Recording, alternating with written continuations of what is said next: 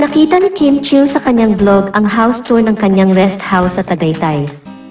Ayon kay Kim, ito ay isa sa kanyang mga matagal ng pinangarap, kaya't labis siyang natutuwa na ngayon ay kasama niya na ang mga taong mahal niya dito. Sa kanyang pinakabagong vlog episode, ipinakita ni Kim ang labas ng kanilang bahay. Kasama sa kanyang ipinakita ang receiving lounge at ang fire pit. Ayon sa kanya, natutuwa siya na mayroon ng fire pit ang bahay nang bilhin niya ito.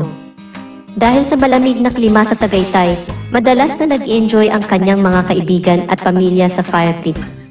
Binisita rin ni Kim ang dalawang guest room na may magandang pwesto na nakakita ng pagsikat ng araw.